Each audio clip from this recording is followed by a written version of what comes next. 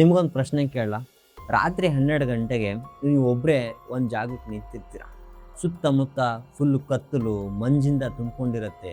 ಯಾವುದೋ ಒಂದು ಬೆಟ್ಟದ ತುದಿಗೆ ಹೋಗಿ ನಿಂತಿರ್ತೀರ. ಹಾಗೆ ಮೇಲಿಂದ ಕೆಳಗಡೆ ನೋಡಿದ್ರೆ ಫುಲ್ಲು ಆಳವಾಗಿರುತ್ತೆ. ಒಂದು ಕಲ್ಲು ಬಿದ್ರೂ ಕೂಡ ನಮಗೆ ಕಾಣಿಸೋದಿಲ್ಲ. ಒಂದು ಸೂಜಿ ಬಿದ್ರೂ ಕೂಡ ಅದು ಸಫಲ ಆಗೋದಿಲ್ಲ. ಆ ಥರ ಒಂದು ಜಾಗಕ್ಕೆ ಹೋಗಿ ನೀವು ನಿಂತಿರ್ತೀರ. ಹಾಗೆ ಹಿಂದಿನಿಂದ ನಿಮ್ಮ ಹೆಸರು ಕರೀತಾರೆ. ನೀವು ತಿರುಗಿ ನೋಡಿದ್ರೆ ಅಲ್ಲಿ ಯಾರು ಕೂಡ ಇರೋದಿಲ್ಲ.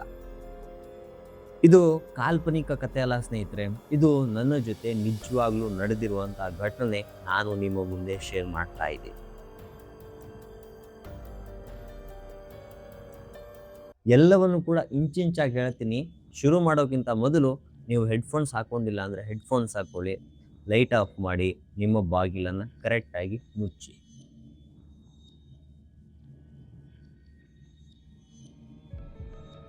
ಇದು ನಡೆದಿದ್ದು 4 ತಿಂಗಳ ಹಿಂದೆ ನವೆಂಬರ್ ತಿಂಗಳಲ್ಲಿ.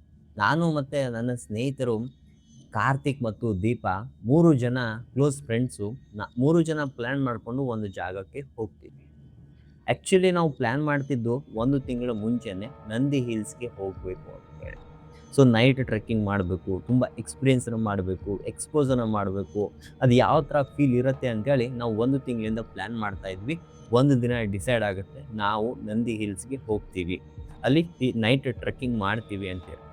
ಕಾರ್ತಿಕ್ ಧೈರ್ಯಶಾಲಿ ವ್ಯಕ್ತಿ ಅಂತೇಳಿ ಅವ್ನು ಅಂದ್ಕೊಂಡಿದ್ದ. ಬಟ್ ಅವ್ನು ಆ ಥರ ಇರಲಿಲ್ಲ. ಏನೋ ಒಂದು ಘಟನೆ ನಡೆದ್ರೆ 100 ಸಲ ವಿಚಾರ ಮಾಡ್ತಾ ಇದ್ದ. ನಮ್ಮ ಗ್ರೂಪಲ್ಲಿ ದೀಪ ಸ್ವಲ್ಪ ಧೈರ್ಯಶಾಲಿ ಹೋಗಿರೋಂಥ ವ್ಯಕ್ತಿ. ಅವಳು ಯಾವ ಥರ ಇದ್ಲು ಅಂದರೆ ಏನೇ ಆದ್ರೂ ಕೂಡ ಲಾಜಿಕಲಿ ಥಿಂಕ್ ಮಾಡ್ತಾ ಇದ್ಲು. ಸೊ ಇದು ಯಾವ ಥರ ಆಗುತ್ತೆ, ಎಲ್ಲವನ್ನು ಕೂಡ ಲಾಜಿಕಲಿ ಥಿಂಕ್ ಮಾಡ್ತಾ ಇದ್ಲು. ದೇವರು, ಭೂತ, ಬ್ಲ್ಯಾಕ್ ಮ್ಯಾಜಿಕ್ ಯಾವುದನ್ನು ಕೂಡ ನಂಬ್ತಾ ಇರಲಿಲ್ಲ. ಬರೀ ಮೂಢನಂಬಿಕೆ ಅಂತೇಳಿ ಎಲ್ಲವನ್ನು ಕೂಡ ಕಳ್ತಾ ಇದ್ಲು. ಯಾವಾಗ ರಾತ್ರಿ ಆ ದಿನ ನಾವು ನಂದಿ ಹಿಲ್ಸ್ಗೆ ಹೋದಿವಲ್ಲ, ಆ ರಾತ್ರಿ ನಡೆದಿರುವಂಥ ಘಟನೆಯಿಂದ ಅವಳು ಯಾವತ್ತೂ ಕೂಡ ಇದನ್ನು ಮೂಢನಂಬಿಕೆ ಅಂತ ಹೇಳಲೇ ಇಲ್ಲ. ಸೊ ಅಷ್ಟಕ್ಕೊಂದು ಭಯಾನಕ ಆಗಿರೋಂಥ ಇನ್ಸಿಡೆಂಟ್ ಆ ರಾತ್ರಿ ನಮ್ಮ ಜೊತೆ ನಡೀತು. ನಾವು ಬೆಂಗಳೂರಿನಿಂದ ಚಿಕ್ಕಬಳ್ಳಾಪುರಕ್ಕೆ ಹೋಗ್ಬೇಕಂತೇಳಿ ರಾತ್ರಿ 9:20ಕ್ಕೆ ಹೊರಟಿದ್ವಿ. ಸೊ ನಾವು ಯಾವ ಥರ ಹೋಗಬೇಕು ಅಂತೇಳಿ ಪ್ಲ್ಯಾನ್ ಮಾಡ್ಕೊಂಡಿದ್ವಿ, ಅದೇ ಥರ ಕಾರ್ತಿಕ್ನ ಹಳೇ ಬೊಲೋರೋ ತೊಗೊಂಡು ಹೋಗ್ತಾ ಇದ್ವಿ. ಸೊ ಇದು ಆ್ಯಕ್ಚುಲಿ ಹೇಳ್ಬೇಕಂದ್ರೆ ಅವ್ರ ತಾತದ ಕಾರ್, ಇದು ಬೊಲೋರೋ ಕಾರು. ಸ್ವಲ್ಪ ಅವಾಗವಾಗ ಕೈ ಕೊಡ್ತಾ ಇತ್ತು. ಬಟ್ ನಾವು ಕಾರ್ತಿಕ್ಕಿಗೆ ಹೇಳಿದ್ವಿ, ಕಾರ್ತಿಕ್ ಇದು ನಾವು ರಾತ್ರಿ ಹೊತ್ತು ಹೋಗ್ತಿದ್ವಿ ಅಂದರೆ ಎಲ್ಲೋ ಒಂದು ಕಡೆ ಕೈ ಕೊಡ್ತಂದ್ರೆ ಏನು ಮಾಡೋದು ಅಂತ. ಇಲ್ಲ ಕೊಡೋ, ನಮ್ಮ ತಾತ ಎಲ್ಲವನ್ನು ಕೂಡ ಸರ್ವಿಸ್ ಮಾಡಿಸಿದ್ದಾರೆ, ಎಲ್ಲ ತಲೆ ಕೆಡಿಸ್ಕೋಬೇಡ, ಎಲ್ಲವೂ ಕೂಡ ಚೆನ್ನಾಗಿದೆ, ಕಂಡೀಷನ್ ತುಂಬ ಚೆನ್ನಾಗಿರುವಂಥ ಕಾರಿದು, ಏನೇ ಕೈ ಕೊಡೋಲ್ಲ ಅಂತ ಹೇಳ್ದ. ಸೊ ಸ್ವಲ್ಪ ಹೊತ್ತು ನಾವು 3 ಜನ ಕಾರೊಳಗೆ ಕೂತ್ಕೊಂಡು ಹೋಗ್ತಿರ್ಬೇಕಾದ್ರೆ ಅವಾಗವಾಗ ಹೆಡ್ಲೈಟ್ ಆಫ್ ಆಗೋದು, ಆನ್ ಆಗೋದು ಮಾಡ್ತಾ ಇತ್ತು. ಏನೋ ಕಾರ್ತಿಕ್ ಈ ಥರ ಆಗ್ತಿದೆಯಲ್ಲ, ರಾತ್ರಿ ಹೊತ್ತು ಹೋಗ್ತಾ ಇದ್ದೀವಿ, ಏನಾರು ಆಯ್ತಂದ್ರೆ ಏನು ಮಾಡೋದಿಲ್ಲ, ನಾನು ಸರಿ ಮಾಡ್ತೀನಿ ಅಂತೇಳಿ ಕಾರ್ನ ಸ್ವಲ್ಪ ಸೈಡಿಗೆ ನಿಲ್ಲಿಸ್ಬಿಟ್ಟು ಏನು ಮಾಡ್ದೆ, ಆ ಲೈಟನ್ನು ಸರಿ ಮಾಡ್ದೆ. ಸೊ ನಾವು ಯಾವಾಗ ಚಿಕ್ಕಬಳ್ಳಾಪುರಕ್ಕೆ ಹೋದ್ವಲ್ಲ, ಸೊ ಅಲ್ಲಿ ಸರಿಸುಮಾರು ರಾತ್ರಿ 10:20 ಆಗಿತ್ತು. 10:20ಕ್ಕೆ ನಾವು ಚಿಕ್ಕಬಳ್ಳಾಪುರಕ್ಕೆ ಹೋದ್ವಿ. ಹೋಗ್ತಿರ್ಬೇಕಾದ್ರೆ ನಂದಿ ಹಿಲ್ಸ್ ಕಡೆ ಏನು ಹೋಗ್ತಿದ್ವಲ್ಲ, ಸೊ ಎಷ್ಟು ಕತ್ಲಿತ್ತಂದರೆ ಅಕ್ಕಪಕ್ಕ ಏನು ಕೂಡ ಕಾಣಿಸ್ತಾ ಇರಲಿಲ್ಲ.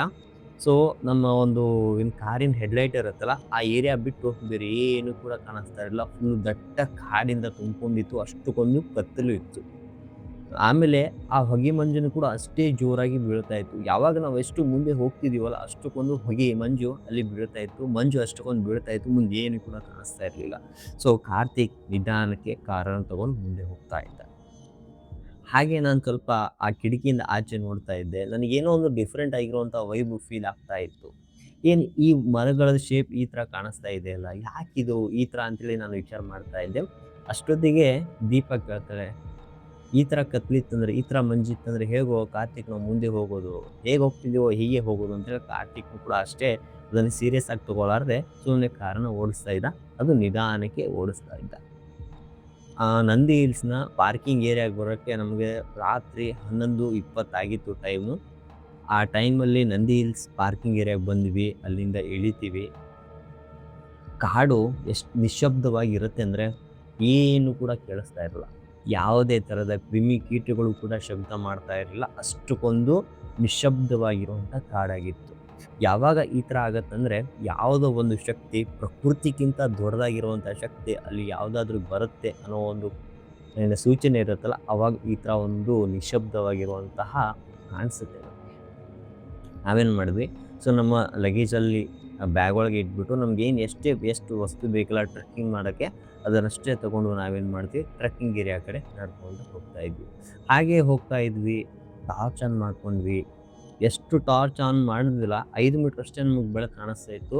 ಉಳಿದ ಕಡೆ ಎಲ್ಲ ಕಡೆ ಕತ್ಲು, ಮಂಜು, ಕಾಡು, ಗಿಡ, ಮರಗಳು ಕಾಣಿಸ್ತಾ ಇತ್ತು. ಬಟ್ ಕಾಡೊಳಗಿಂದ ಒಂದು ಶಬ್ದನೂ ಕೂಡ ಆಚೆ ಬರ್ತಾ ಇರಲಿಲ್ಲ. ನಮ್ದೇನು ಬೂಟಿನ ಶಬ್ದ ಇತ್ತಲ್ಲ, ಕಾಲ್ನಡಿಗೆ ಶಬ್ದ ಇತ್ತಲ್ಲ ಅಷ್ಟೇ ನಮಗೆ ಕೇಳಿಸ್ತಾ ಇತ್ತು. ಅದು ಬಿಟ್ಟರೆ ಬೇರೆ ಏನು ಕೂಡ ಕೇಳಿಸ್ತಾ ಇರಲಿಲ್ಲ. ಹಾಗೆ ಮುಂದೆ ಹೋಗ್ತಿರ್ಬೇಕಾದ್ರೆ ದೀಪ ಒಂದು ಪ್ರಶ್ನೆ ಕೇಳ್ತಾರೆ. ಕಾರ್ತಿಕ್, ನಾವು ರಾತ್ರಿ ಹೊತ್ತಿಲ್ಲಿ ಹೋಗ್ತಾ ಇದೀವಲ್ಲ, ನಾವು ಅಷ್ಟೇ ಹೋಗ್ತಿದೀವಾ ಅಥವಾ ನಮ್ಮನ್ನು ಬಿಟ್ಟು ಬೇರೆ ಯಾರಾದರೂ ಇದ್ದಾರಾ ಅಂತೇಳಿ. ಅವಾಗ ಕಾರ್ತಿಕ್ ಹೇಳ್ತಾನೆ, ಇಲ್ಲ ನಾವು ಹೋಗ್ತಿದ್ದೀವಲ್ಲ ನಾವು ಅಷ್ಟೇ, ನಮ್ಮನ್ನು ಬಿಟ್ಟು ಬೇರೆ ಯಾರೂ ಇರಲಿಕ್ಕಿಲ್ಲ. ನೀನು ಹುಚ್ಚು ಮೇಲೆ ಏ ಮರ, ನಾನು ಸೀರಿಯಸ್ ಆಗಿ ಕೇಳ್ತಾ ಇದ್ದೀನಿ. ಆ್ಯಕ್ಚುಲಿ ಹೇಳ್ಬೇಕಂದ್ರೆ ನಾವು ಕಾರ್ತಿಕ್ನ ಮರ ಅಂತೇಳಿ ಕರಿತಿದ್ವಿ. ಯಾಕಂದರೆ ಕಾರ್ತಿಕ್ ಅಷ್ಟು ತೆಳುವಾಗಿರುವಂಥ ವ್ಯಕ್ತಿ ಇದ್ದ. ಕಾರ್ತಿಕ್ ಹೇಳ್ದ, ಇಲ್ಲ ನಾನು ಸುಮ್ಮನೆ ಹೇಳಿದೆ, ಬಟ್ ನಮ್ಮನ್ನು ಬಿಟ್ಟು ಇಲ್ಲಿ ಯಾರೂ ಇರಲಿಕ್ಕಿಲ್ಲ, ನಾವೇ ಇಲ್ಲಿ ಹೋಗ್ತಾ ಇರೋದು ಅಂತೇಳಿ ಹೇಳ್ತಾರೆ. ಸರಿ ಅಂತೇಳಿ ಹಾಗೆ ಹೋಗ್ತಾ ಇದ್ವಿ. ನಮ್ಮ ಫಸ್ಟ್ ಡೆಸ್ಟಿನೇಷನ್ ಎಲ್ಲಿತ್ತಪ್ಪ ಅಂದರೆ ಟಿಪ್ಪು ಡ್ರಾಪ್ ಅನ್ನೋ ಒಂದು ವ್ಯೂ ಪಾಯಿಂಟಿಗೆ ಇತ್ತು. ಟಿಪ್ಪು ಡ್ರಾಪ್ ಬಗ್ಗೆ ಹೇಳಬೇಕು ಅಂದರೆ ಇದು ಟಿಪ್ಪು ಸುಲ್ತಾನ್ ಕಾಲದಿಂದನೂ ಕೂಡ ಈ ಒಂದು ಟಿಪ್ಪು ಡ್ರಾಪ್ ಅನ್ನೋ ಒಂದು ಜಾಗ ಇರೋದು. ಸೊ ಈ ಜಾಗದ ವಿಶೇಷತೆ ಏನಪ್ಪ ಅಂದರೆ ಆವಾಗಿನ ಕಾಲದಲ್ಲಿ ಯಾವ ಶತ್ರು ದ್ರೋಹಿಗಳು ಆ ಟಿಪ್ಪು ಸುಲ್ತಾನ್ಗೆ ಏನು ಮೋಸ ಮಾಡ್ತಾರಲ್ಲ, ಅವರು ಈ ಜಾಗದ ತುದಿಯಿಂದ ಅಂದರೆ ಈ ಬೆಟ್ಟದ ತುದಿ ಮೇಲಿಂದ ತಳ್ಳೋದು, ತಳ್ಳಿಬಿಟ್ಟು ಅವ್ರಿಗೆ ಸಾಯಿಸೋದು. 600 ಅಡಿ ಮೇಲಿಂದ ಕೆಳಗೆ ಬಿದ್ದರೆ ಯಾವ ಮನುಷ್ಯನೂ ಕೂಡ ಇರೋದಿಲ್ಲ, ಒಂದು ಪಾರ್ಟ್ಸ್‌ನೂ ಕೂಡ ಸಿಗೋದಿಲ್ಲ. ಅಷ್ಟಕ್ಕೊಂದು ಭಯಾನಕ ಆಗಿರುವಂಥ ಜಾಗ ಇದು. ಸೊ ಅದೇ ಜಾಗಕ್ಕೆ ನಮ್ಮ ಫಸ್ಟ್ ಡೆಸ್ಟಿನೇಷನ್ ಆಗಿತ್ತು. ಈ ಜಾಗದ ಬಗ್ಗೆ ಸಾಕಷ್ಟು ಕಥೆಗಳಿದ್ದಾವೆ. ಯಾರಾದರೂ ವ್ಯಕ್ತಿಗಳು ಬಂದರೆ ತಾನಾಗೇ ಹೋಗಿ ಬೀಳ್ತಾರೆ, ಅಥವಾ ಯಾವುದೋ ಒಂದು ಶಕ್ತಿ ನಮ್ಮನ್ನಲ್ಲಿ ಎಳ್ಕೊಳ್ಳುತ್ತೆ ಅನ್ನೋ ಒಂದು ಕಥೆನ ಹೇಳ್ತಾ ಇರ್ತಾರೆ. ಆಮೇಲೆ 2019ರಲ್ಲಿ ಒಂದು ಇನ್ಸಿಡೆಂಟ್ ನಡೆದಿತ್ತು. ಆ ಇನ್ಸಿಡೆಂಟ್ ಏನಪ್ಪ ಅಂದರೆ, ಬರ್ತಿರ್ಬೇಕಾದ್ರೆ 3 ಜನ CCTVಲಿ ಕಾಣಿಸ್ತಾರೆ. ಇಡೀ ರಾತ್ರಿ ಅಲ್ಲಿ ಇರ್ತಾರೆ. ಬಟ್ ಬೆಳಗ್ಗೆ ಬೆಳಕಾದರೆ ಅಲ್ಲಿ ಇಬ್ಬರೇ ಇರ್ತಾರೆ. ಇಡೀ ರಾತ್ರಿ ಏನು ನಡೀತು ಅಂತೇಳಿ ಯಾರಿಗೂ ಕೂಡ ಗೊತ್ತಿರಲ್ಲ. ಅಷ್ಟಕ್ಕೊಂದು ಭೀಕರಾಗಿರುವಂಥ ಘಟನೆ ಅಲ್ಲಿ ನಡೆದಿರುತ್ತೆ. ಇವಾಗಿನ ತನಕ ಆ 3ನೇ ವ್ಯಕ್ತಿ ಇವಾಗೂ ಕೂಡ ಸಿಕ್ಕಿಲ್ಲ. ಇನ್ನೂ ಕೂಡ ಸರ್ಚಿಂಗ್ ಲಿಸ್ಟಲ್ಲಿ ಆ ವ್ಯಕ್ತಿ ಇದೆ. ಆ ರಾತ್ರಿ ಏನು ನಡೀತು ಅಂತೇಳಿ ಆ ಇಬ್ಬರು ಜನ ಸ್ನೇಹಿತರಿಗೂ ಕೂಡ ಗೊತ್ತಿಲ್ಲ.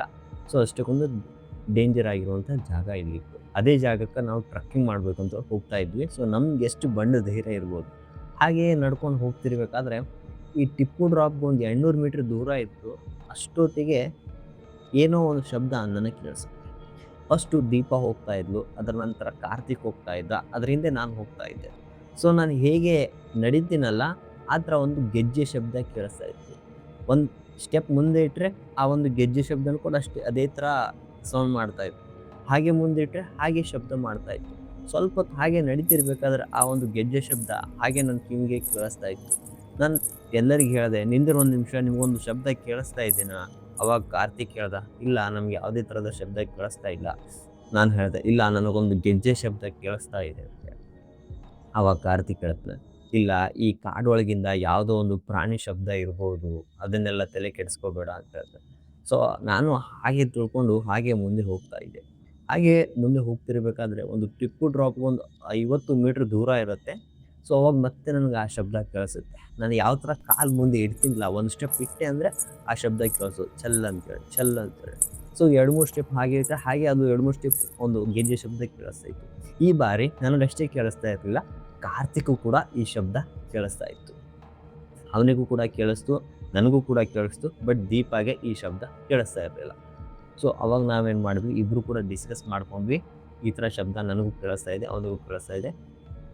ಸರಿ ಅಂತೇಳಿ ನಾವು ಈ ಟೈಮ್ ಹಿಂದಿನ ತಿರ್ಗಕ್ಕೆ ನೋಡಲಿಲ್ಲ. ಯಾಕೆ ಅಂದರೆ ಫಸ್ಟ್ ಟೈಮ್ ನಾವು ಏನು ನಾನು ಕಾರ್ತಿಕ್ ಮತ್ತು ದೀಪಾಗೆ ಹೇಳಿದಾಗ್ತರ ದೀಪ ಎಲ್ಲ ಕಡೆ ನೋಡಿದ್ಲು, ಯಾರೂ ಕೂಡ ನಮಗೆ ಕಾಣಿಸಿರಲಿಲ್ಲ. ಬಟ್ ಇದೇ ಥರ ಇವಾಗಲೂ ಕೂಡ ಹೀಗೆ ಆಗತ್ತೆ ಅಂತೇಳಿ ನಾವೇನು ಮಾಡಿದ್ವಿ, ಸುಮ್ಮನೆ ನಮ್ಮ ಪಾಡಿಗೆ ಹೋಗ್ತಾ ಇದ್ವಿ.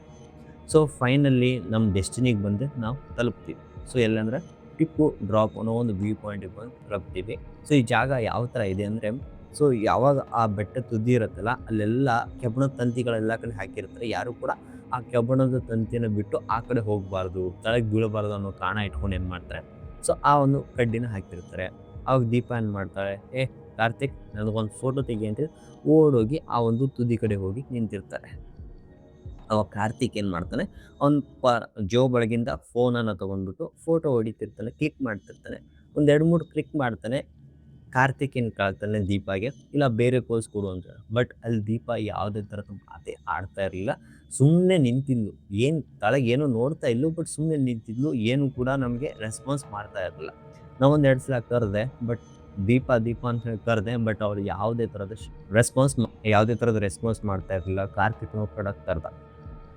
ಜೋರಾಗಿ ಮತ್ತೆ ಇನ್ನೊಂದು ಸಲ ಕರೆದಾಗ ದೀಪ ಸ್ವಲ್ಪ ತಿರುಗಿ ನೋಡ್ತಾಳೆ. ನೋಡ್ತಿರ್ಬೇಕಾದ್ರೆ ನಮಗೆ ಶಾಕ್ ಆಯ್ತು. ಏನಪ್ಪ ಅಂದರೆ, ಹೋಗ್ತಿರ್ಬೇಕಾದ್ರೆ ಅವಳ ಮುಖ ಯಾವ ಥರ ಇತ್ತು ಅಂದರೆ ಫುಲ್ ಅರಳಿತ್ತು ಹೂವಿನ ಥರ. ಬಟ್ ವಾಪಸ್ ತಿರುಗಬೇಕಾದ್ರೆ ತುಂಬ ಬಾಡಿರೋದು, ಏನೋ ಒಂದು ಬೇಸರ ಆಗಿರೋದು, ಯಾವುದೋ ಒಂದು ವ್ಯಕ್ತಿ ನೋಡಿ, ಯಾವುದೋ ಒಂದು ವಸ್ತು ನೋಡಿ ಭಯ ಪಟ್ಟಿರೋ ಹಾಗೆ ಅವಳ ಮುಖ ನಮಗೆ ಕಾಣಿಸ್ತಾ ಇತ್ತು. ಸೊ ಅಷ್ಟಕ್ಕೊಂದು ಡಿಫ್ರೆಂಟ್ ಆಗಿರುವಂತಹ ಅವಳ ಮುಖದಲ್ಲಿ ಆಗಿತ್ತು. ಹಾಗೆ ಆ ಜಾಗದಲ್ಲಿ ನಿಂತೀವಿ. ಎಷ್ಟಕ್ಕೊಂದು ಚಳಿ ಆಗ್ತಾ ಇತ್ತು ಅಂದರೆ, ನಾವು ಜಾಕೆಟ್ ಹಾಕೊಂಡ್ರೂ ಕೂಡ ಯಾವುದೋ ಒಂದು ಜಾಗದಲ್ಲಿ ತೂತಿರುತ್ತಲ್ಲ, ಆ ಜಾಗದಿಂದ ಬಂದು ನಮಗೆ ಆ ಒಂದು ಚಳಿ ಬಡಿತಾ ಇತ್ತು. ಅಷ್ಟಕ್ಕೊಂದು ಶೀತ ಆಗ್ತಾ ಇತ್ತು ನಮಗೆ. ಸೊ ಅದೆಲ್ಲ ಆದ್ರೂ ಕೂಡ ನಾವು ದೀಪ ಕೇಳಿದ್ವಿ, ದೀಪ ಏನಾಯಿತು? ದೀಪ ಒಂದೇ ಮಾತು ಹೇಳ್ತಾಳೆ, ಇಲ್ಲಿ ಯಾರೋ ನಿಂತಿದ್ದಾರೆ, ಯಾರೋ ನಮಗೆ ಕರೀತಾ ಇದ್ದಾರೆ, ನನ್ನ ಕೈ ಬೀಸಿ ಕರೀತಾ ಇದ್ದಾರೆ. ದೀಪ್ ಆ್ಯಕ್ಚುಲಿ ಹೇಳ್ಬೇಕಂದ್ರೆ ಅವ್ರ ವಾಯ್ಸೇ ಚೇಂಜ್ ಆಗಿರುತ್ತೆ. ಏನೋ ಒಂದು ಸ್ವಲ್ಪ ಡಿಫ್ರೆಂಟ್ ಆಗಿರುವಂಥ ವಾಯ್ಸಲ್ಲಿ, ಹಾರ್ಡ್ ಆಗಿರುವಂಥ ವಾಯ್ಸಲ್ಲಿ ಅವ್ರು ಹೇಳ್ತಿರ್ತಾರೆ, ಇಲ್ಲ ಇಲ್ಲಿ ಯಾರೋ ನಿಂತಿದ್ದಾರೆ, ಯಾರೋ ನಮ್ಮನ್ನು ಕರೀತಾ ಇದ್ದಾರೆ ಅನ್ನೋ ಥರ ಹೇಳ್ತಾ ಇದ್ವು. ಸಾಫ್ಟ್ ಆಗಿರುವಂಥ ವಾಯ್ಸು ದೀಪಂದು, ಬಟ್ ಇಲ್ಲಿ ಸ್ವಲ್ಪ ಹಾರ್ಡ್ ಆಗಿರುವಂಥ ವಾಯ್ಸ್ ನಮಗೆ ಕೇಳಿಸ್ತಾ ಇತ್ತು. ನಾನು ಸ್ವಲ್ಪ ಮುಂದೆ ಹೋಗಿ ಟಾರ್ಚ್ ಆನ್ ಮಾಡಿ ನೋಡಿದೆ. ಎಲ್ಲ ಕಡೆ ಕೆಳಗೆ ನೋಡಿದೆ, ಮೇಲೆ ನೋಡಿದೆ. ಸೊ ಮೇಲಿಂದ ಕೆಳಗೆ ನೋಡಿದೆ, 600 ಅಡಿ ಕೆಳಗಡೆ ಏನು ಕೂಡ ಕಾಣಿಸ್ತಾ ಇಲ್ಲ. ಫುಲ್ಲು ಕತ್ತಲು, ಆಮೇಲೆ ಶೀತ, ಆಮೇಲೆ ಗಾಳಿ ಯಾವ ಥರ ಬೀಸ್ತಿತ್ತು ಅಂದರೆ ಕೆಳಗಡೆಯಿಂದ ಮೇಲಿಂದ ನಮ್ಗೆ ಯಾರೋ ಎಳಿತಿರೋ ಹಾಗೆ. ಸೊ ನಾವು ಮೇಲಿಂದ ಕೆಳಗೆ ನೋಡಿದ್ವಿ ಅಂದರೆ ನಮ್ಗೆ ಎಳಿತಿರುವಂತಹ ಗಾಳಿ ಅಲ್ಲಿ ಆ ಥರ ಫೀಲ್ ಆಗ್ತಾ ಇತ್ತು. ಯಾರೋ ಸೊ ನೋಡಿದೆ, ಏನೂ ಕೂಡ ಇರಲಿಲ್ಲ ಅಕ್ಕಪಕ್ಕ. ನನಗಂತೂ ಏನೂ ಕಾಣಿಸ್ಲಿಲ್ಲ. ಆಮೇಲೆ ದೀಪ ಕೇಳಿದ್ವಿ, ಇಲ್ಲ ಅಲ್ಲಿ ಯಾರೂ ಇಲ್ಲ ಯಾರೋ ಇದ್ದಾರೆ, ನಮ್ಮನ್ನು ಕರೀತಾ ಇದ್ದಾರೆ, ನಾವು ಹೋಗಬೇಕು ಅಂತೇಳಿ ದೀಪ ಪದೇ ಪದೇ ಹೇಳ್ತಾ ಇದ್ವಿ. ಸರಿ ಬಾ ಅಂತೇಳಿ ನಾವೇನು ಮಾಡ್ತೀವಿ, ಅವಳನ್ನು ಒಂದು ಕಲ್ಲಿನ ಮೇಲೆ ಹೋಗಿ ಕುಂಡ್ರಿಸ್ತೀವಿ. ನಾನು, ಕಾರ್ತಿಕ್, ದೀಪ 3 ಜನ ಆ ಕಲ್ಲ ಮೇಲೆ ಒಂದು 10 ನಿಮಿಷ ಯಾವುದೇ ಥರದ ಮಾತನಾಡಲಾರ್ದೆ ಸುಮ್ಮನೆ ಕೂತಿರ್ತೀವಿ. ಆ ಜಾಗವನ್ನು ನೋಡ್ತಾ ಇರ್ತೀವಿ. ಅವಾಗಲೇ ಕಾರ್ತಿಕ್ ಏನು ಮಾಡ್ತಾನೆ, ಈ ಜಾಗದ ಬಗ್ಗೆ ನಮ್ಮ ತಂದೆಯವರು ಏನೋ ಒಂದು ಕತೆ ಹೇಳಿದರು, ನಾನು ಹೇಳಲಾ ಅಂತೇಳಿ ಕೇಳಿದಾಗ ನಾನು ಹೇಳಿದೆ, ಹ್ಞೂ ಸರಿ ಹೇಳಪ್ಪ, ಯಾವ ಥರ ಕತೆ ಇದೆ ಅಂತೇಳಿ. ಅವ್ನು ಹೇಳ್ದ, ಟಿಪ್ಪು ಸುಲ್ತಾನ್ ಕಾಲದಲ್ಲಿ ಇಲ್ಲೊಬ್ಬ ಸೈನಿಕ ಇದ್ದ, ತುಂಬ ನಿಷ್ಠಾವಂತ ಸೈನಿಕ. ಅವನ ಜೊತೆ ಒಬ್ಬ ಫ್ರೆಂಡ್ ಇದ್ದ, ತುಂಬ ಕ್ಲೋಸ್ ಆಗಿರುವಂಥ ಫ್ರೆಂಡು. ಯಾವುದೋ ಒಂದು ತಪ್ಪಿನಿಂದ ಆ ನಿಷ್ಠಾವಂತ ಸೈನಿಕನನ್ನು ಈ ಜಾಗದಲ್ಲಿ ಕೊಲ್ಲಲ್ಪಡ್ತಾರೆ.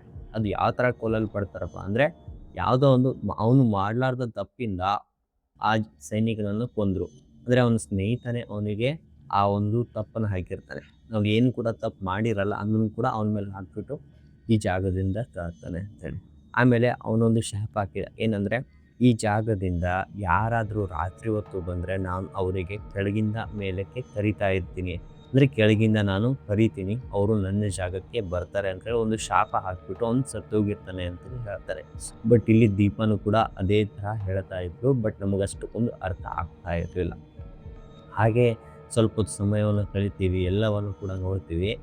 ಆಮೇಲೆ ಸ್ವಲ್ಪ ಹೊತ್ತಾದ್ಮೇಲೆ ನನಗೂ ಮತ್ತು ಕಾರ್ತಿಕ್ ಏನು ಅನಿಸುತ್ತೆ, ಇಲ್ಲಿರೋದು ನಾವು ಯಾಕೋ ಸೇಫ್ ಅನ್ನಿಸ್ತಾ ಇಲ್ಲ, ನಾವು ಇಲ್ಲಿಂದ ಹೋಗಬೇಕು ಅಂತೇಳಿ ಅನ್ನಿಸ್ತೀವಿ. ಸೊ ಯಾವಾಗ ನಾವು ಆ ಜಾಗದಲ್ಲಿ ಬಿಟ್ಟು ಸ್ವಲ್ಪ ಎದ್ದೇಳ್ತೀವಲ್ಲ, ಆ ಗೆಜ್ಜೆ ಶಬ್ದ ಮತ್ತೆ ಕೇಳ್ಸೋಕ್ಕೆ ಶುರು ಆಗುತ್ತೆ.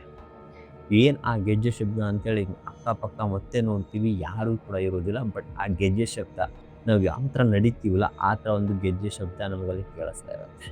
ಬಟ್ ಇಲ್ಲಿ ದೀಪ ಹೆಂಗಾಗಿರ್ತಾಳಂದರೆ ಫುಲ್ ಶಾಕಲ್ಲೇ ಏನೋ ಒಂದು ನೋಡಿರೋ ಥರ ಭಯದಿಂದ ಅವ್ಳ ಮುಖದ ತುಂಬ ಅಂದರೆ ಆ ಥರ ನಿಂತಿರ್ತಾಳೆ ಅವಳು. ಬಟ್ ಏನು ಕೂಡ ಅಕ್ಕಪಕ್ಕ ಏನು ನಡೀತಿದೆ ಅಂತೇಳಿ ಅವ್ರಿಗೆ ಏನು ಕೂಡ ಆಗ್ತಾ ಇರಲ್ಲ. ಅಷ್ಟಕ್ಕೊಂದು ಅನ್ಕಾನ್ಷಿಯಸ್ ಆಗಿ ನಿಂತಿರ್ತಾಳೆ. ಬಾ ದೀಪ ಹೋಗೋಣ ಅಂತೇಳಿ ನಾನು ಕಾರ್ತಿಕ್ ಕರಿತೀವಿ. ಹಾಗೆ ನಾವು ನಡೀತೀವಿ. ಬಟ್ ದೀಪ ಅಲ್ಲೇ ನಿಂತಿರ್ತಾಳೆ. ಯಾಕೆ ನಿಂತಿರ್ತಾಳೆ ಅಂತೇಳಿ ನನಗೂ ಕಾರ್ತಿಕ್ ಒಂಚೂರು ಅರ್ಥ ಆಗ್ತಾ ಇರಲಿಲ್ಲ. ಕಾರ್ತಿಕ್ ಹೇಳ್ತಾನೆ, ದೀಪ ನಾನೇನು ರಿಕ್ವೆಸ್ಟ್ ಮಾಡ್ತಾ ಇದ್ದೀನಿ, ಬೇಗ ಬಾ, ಇಲ್ಲಿಂದ ಹೋಗೋಣ, ಯಾಕೋ ನಮಗೆ ಇದು ಜಾಗ ಸರಿ ಅನ್ನಿಸ್ತಾ ಇಲ್ಲ ಅಂತೇಳಿ ಕಾರ್ತಿಕ್ ಏನು ಮಾಡ್ತಾನೆ, ಅವಳನ್ನು ಕರೀತಾರೆ. ಅವಳು ಮುಂದೆ ಬರೋಕ್ಕೆ ಸಾಧ್ಯನೇ ಇರಲಿಲ್ಲ. ಅಲ್ಲೇ ಸುಮ್ಮನೆ ನಿಂತಿದ್ಲು. ನಾವೇನು ಮಾಡಿದ್ವಿ, ಸರಿ ಅಂತ ಅವ್ಳ ಕೈಯನ್ನು ಹಿಡ್ಕೊಂಡು ಹಿಂಗೆ ಎಳಿತೀನಿ. ಆವಾಗ ಸ್ವಲ್ಪ ಮುಂದೆ ಬರ್ತಾಳೆ. ಸೊ ಅಂದ್ರೂ ಕೂಡ ಬರೋಕ್ಕೆ ತಯಾರಿರಲಿಲ್ಲ ಅವಳು. ಸೊ ಅವಳನ್ನು ಕೈಯನ್ನು ಹಿಡ್ಕೊಂಡು ನಾವು ಬೇಗ ಪಾರ್ಕಿಂಗ್ ಇರುವಂಥ ಜಾಗಕ್ಕೆ ಬರ್ತೀವಿ. ನಂದಿ ಹಿಲ್ಸಲ್ಲಿ ಪಾರ್ಕಿಂಗ್ ಇರುವಂಥ ಜಾಗಕ್ಕೆ ಬರ್ತೀವಿ. ಅಲ್ಲಿಂದ ಆ ಕಾರ್ ಒಳಗೆ ಕೂತ್ಕೊಂಡು ಸೀದಾ ಬೆಂಗಳೂರಿಗೆ ಬರ್ತೀವಿ. ಬೆಂಗಳೂರಿಗೆ ಬರೋ ತನಕ ಯಾರು ಕೂಡ ಮಾತನಾಡೋದಿಲ್ಲ. ಅಷ್ಟಕ್ಕೊಂದು ಅದು ಸುಮ್ಮನೆ ಕೂತ್ಕೊಂಡ್ಬಿಟ್ಟು ಅಕ್ಕಪಕ್ಕ ನೋಡ್ತಿರ್ತೀವಿ. ಬಟ್ ದೀಪಾಗಿ ಏನಾಗಿತ್ತು ಅಂತೇಳಿ ನಮ್ಗಿಬ್ರಿಗೂ ಕೂಡ ಗೊತ್ತಿರಲಿಲ್ಲ. ಅಷ್ಟಕ್ಕೊಂದು ಶಾಕಲ್ಲಿದ್ವಿ.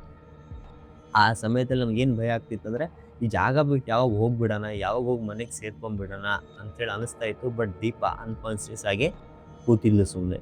ಸೊ ಹಾಗೆ ಬೆಂಗಳೂರಿಗೆ ಹೋಗಿ ತಲುಪ್ತೀವಿ, ಅವ್ರವ್ರ ಮನೆಗೆ ಹೋಗ್ತೀವಿ. ಒಂದು ವಾರದ ತನಕ ಯಾರು ಕೂಡ ಒಬ್ರಿಗೊಬ್ರು ಫೋನ್ ಮಾಡಲ್ಲ. ಕಾರ್ತಿಕ್‌ನು ನನಗೆ ಫೋನ್ ಮಾಡಲ್ಲ, ನಾನು ಕೂಡ ಕಾರ್ತಿಕ್ ಫೋನ್ ಮಾಡಲ್ಲ. ಹಾಗೆ ದೀಪ ಅಂತೂ ನಮಗೆ ಫೋನೇ ಮಾಡೋದಿಲ್ಲ. ಇಲ್ಲಂತೇಳಿ ನಾನು ಒಂದು ವಾರ ಬಿಟ್ಟು ದೀಪಾಗೆ ಫೋನ್ ಹಚ್ದೆ. "ದೀಪ, ಆ ರಾತ್ರಿ ನೀನು ಯಾಕೆ ಆ ಥರ ನಿಂತಿದ್ದೆ? ಏನಾಗಿತ್ತು ನಿನಗೆ?" "ಇಲ್ಲ ಕಣೋ, ಅದು ಯಾರೋ ಒಬ್ಬ ಹಳೇ ಮನುಷ್ಯ, ಹಳೇ ಸೈನಿಕ, ಹಳೆ ಬಟ್ಟೆ ಹಾಕ್ಕೊಂಡು, ಸೈನಿಕರ ಬಟ್ಟೆ ಹಾಕ್ಕೊಂಡು ನನ್ನ ಮೇಲಿಂದ ಕೆಳಗೆ ಕರೀತಾ ಇದ್ದ. ಸೊ ಯಾಕೆ ಕರೀತಿದ್ದ ಅಂತೇಳಿ ಗೊತ್ತಿಲ್ಲ ನನಗೆ. ಬಟ್ ನನಗೆ ಕರೀತಾ ಇದ್ದ. ನನಗೆ ಹೋಗ್ಬೇಕಂತೇಳಿ ಅನಿಸ್ತಿತ್ತು. ಬಟ್ ನೀವಿಬ್ಬರು ನನಗೆ ಕರೀತಿದ್ರಲ್ಲ, ಸೊ ಆ ಕಡೆ ಹೋಗು, ಈ ಕಡೆ ಹೋಗು ಅನ್ನೋ ಒಂದು ಕನ್ಫ್ಯೂಷನ್ನಲ್ಲಿ ನಾನು ಅಲ್ಲಿ ನಿಂತಿದ್ದೆ ಅಂತ ಹೇಳಿದ್ಲು.